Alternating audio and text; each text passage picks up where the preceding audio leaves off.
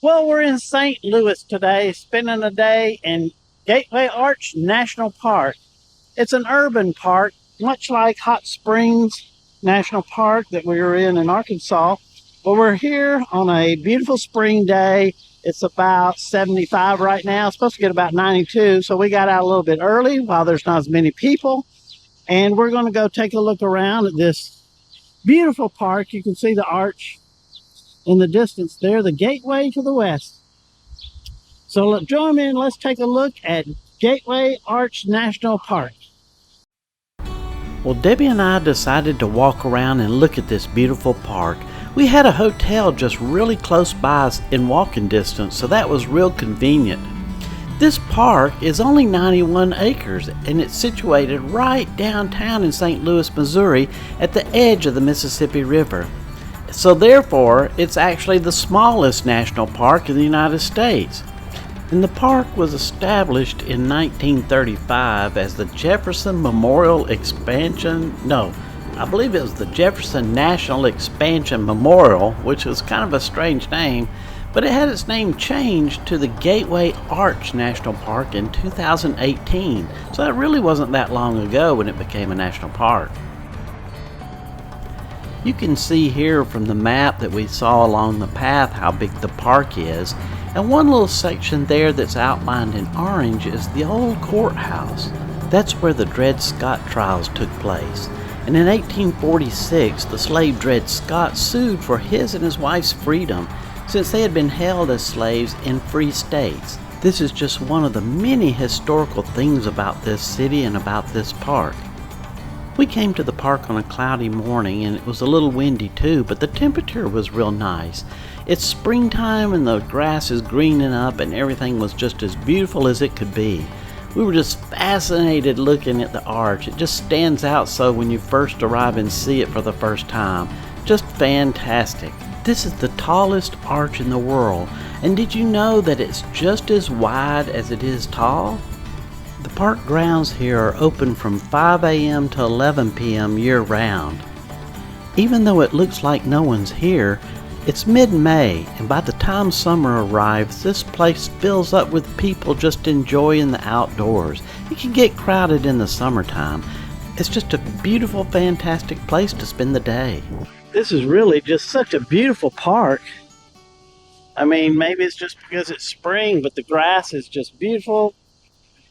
The lakes, the solitude. You can see the bridge in the background. What a beautiful day. And you can't help but just keep taking pictures of this structure. Gateway to the west. After we explored this section of the park, we decided to make our way over to the main part where the visitor center is located and see what else we could find there. We're going to go into the visitor center, which is located mainly just right under the arch. We're in front of the Old Courthouse, which is closed for renovation right now, but we're going to go into the visitor center. It's a new museum here as well, and see if we can get tickets to go up on the arch, if we can get up enough nerve to. We'll go in here and see what they have and get information on what's going on. Let's try that. The Visitor Center and Museum is 140,000 square feet and it was just opened in 2018. The museum is open from 9 a.m. to 6 p.m. during the winter and 9 a.m. to 8 p.m. during the summer, but just be sure to check the website just to make sure those hours are correct.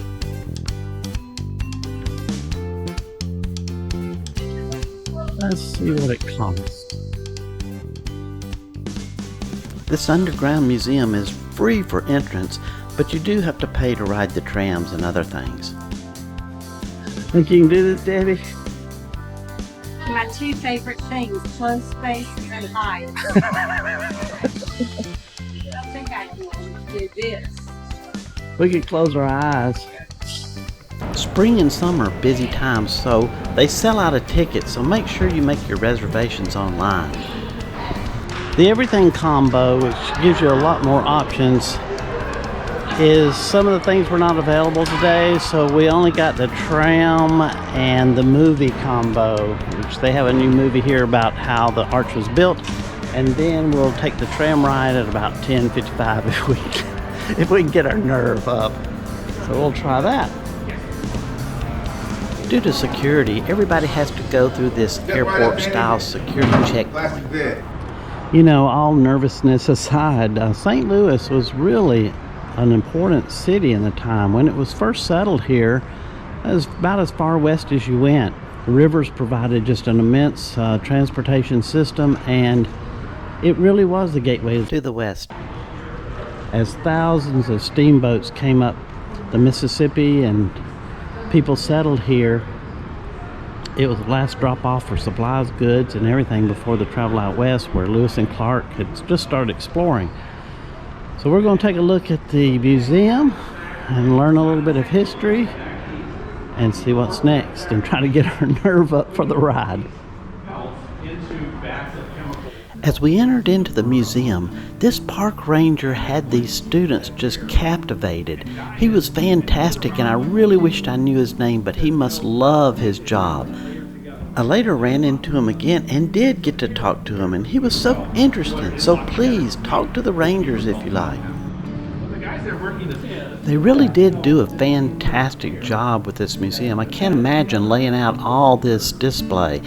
But it's well organized and walks you through history, through the periods. Yeah, there's even a little bit of interactive displays too. You can pretend to be Lewis or Clark, whichever you prefer. All of the early artifacts are just so well described. We decided it was time to enter the theater and see the movie that was part of our combo package. It's about building the arch and everything that took place there and how they designed it, engineered it, and put it all together. Well, we just got out of the movie. The theater is a movie about how they built the arch, which was just nuts. I mean, I tried to remember all these statistics about how many tons of stainless steel and concrete and everything, but it was just so phenomenal. But what I've just forgotten everything is these guys, these steel workers and welders were just climbing all over the top of that thing without any ropes, without any tethers. I mean, any of them could have fallen off, but not a man was lost. And over the several years it was built, it finally was completed in June 1st, 1965. So it's not really that old coming for structural wise, but it was just a phenomena it was just unbelievable how they just built and engineered this thing. So while it looks simple, it's just an engineering marvel. So the movie was quite interesting. I don't know if I can ride up to the top anymore after watching these guys just hanging around all over it. But it's well worth watching the movie. So we're waiting, and we'll ride up in about 20 minutes and just kill a little time before we go. Try to get our nerve back up. On October 28th, the final section, which this is a replica of the final section, October 28th, 1965 was when the last piece was put in place. You can see these windows, example of the windows. They've got a nice little model here with, I guess, camera views from the windows up above from each side. We're going to take the south tram ride to the top in just a little while. But this is a neat, interesting replica of the last piece put in. This is a nice monument dedicated to the builders, the engineers, and the people involved. They had to put 50 million tons or something like that, or 50 tons of pressure to spread to get the last piece in. They had to spread it apart 4 feet. Had to push each arch apart to get that last piece in. Pretty amazing. Well, it was time to ride to the top, so we waited our turn. Okay. Here we go. Here we go. Oh. Beam me up. Please keep all owners, legs, and purses alongside the jump cart at this time. Once again, stay clear of all doors. The doors are now closed. Once again, stay clear of all doors. Doors are closing. You can see the stairs. I guess that's for an immersion. Oh, it's kind of like a ride. It incorporates Ferris wheel technology, roller coaster technology. It keeps you level as you go up. Let's see. You can see all the carts out there. Doesn't look like they're working on anything, so that's a good sign.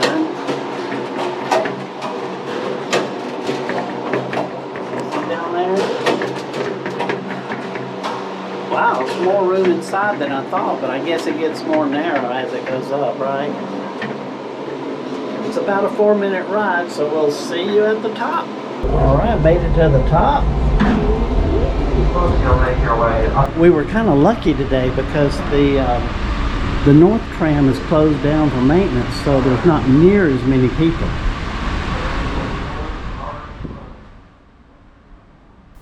Once we reached the top, there was only one thing to do: enjoy the view, looking down 630 feet to the Mississippi River.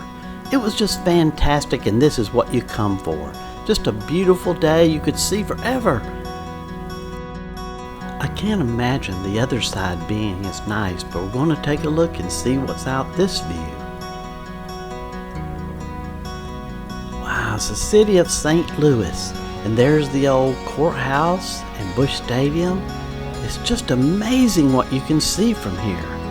Just look at this view.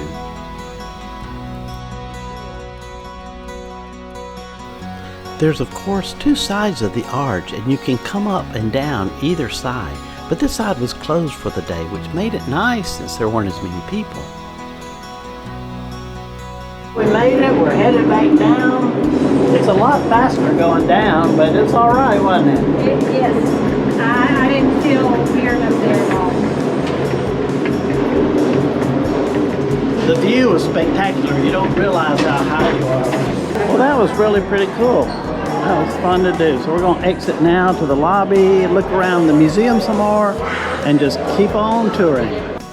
We decided to look around one last time at the museum and continue our journey through the timeline and how the West was settled, and this being the gateway to the West. It was the third busiest port in America at the time. All the goods came in here and things were dropped off to travel west. Did you know the arch was purposely placed on the site of the St. Louis original founding on the west bank of the Mississippi River? You see, St. Louis was located in a real strategic point.